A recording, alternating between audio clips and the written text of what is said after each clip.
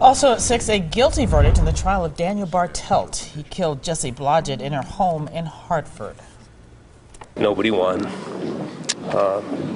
Dan's family is a beautiful family who provided a loving environment.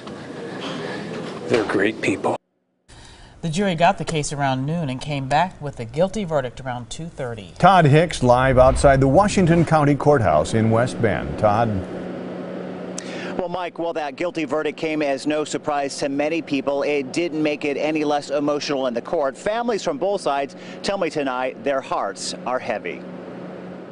It's not a good day for anybody. That's how the father of Jessie Blodgett describes the verdict after a heartbreaking trial. Daniel Bartelt was charged in the murder of his 19-year-old friend last summer. The guilty verdict coming after just 3 hours of deliberations. But Blodgett spoke briefly as he left the courtroom, fighting back tears. Nobody won. Dan's family is a beautiful family who provided a loving environment. They're great people. I feel horrible for them today. The decision comes little more than a year after Blodgett was found dead at her Hartford home. The medical examiner said she died from strangulation. Prosecutors said ropes, antiseptic wipes, and other items linked Bartelt to her murder, including his DNA. Jessie's screaming to us. She's screaming to us. She's telling us a story. His DNA is all under her fingernails, under her left hand, on her right hand. Defense attorney Gary Schmaus argued evidence may have been contaminated and the state hadn't proved its case. I don't believe that you have heard in the last 6-7 days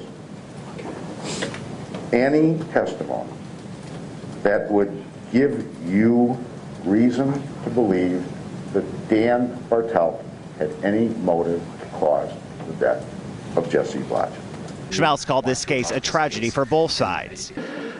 I just have compassion for both the Blodgett family and the Bartelt family for the very, very difficult ordeal that they've been through. Blodgett's parents hugged and comforted one another as they left the courtroom. And a very tough day for both of those families after that verdict today. Now, Bartelt will return for sentencing in October. He could spend the rest of his life behind bars. We're live in Washington County tonight. Todd Hicks, today's TMJ4. Yeah, a lot of pain for everybody involved. Thank you very much, Todd.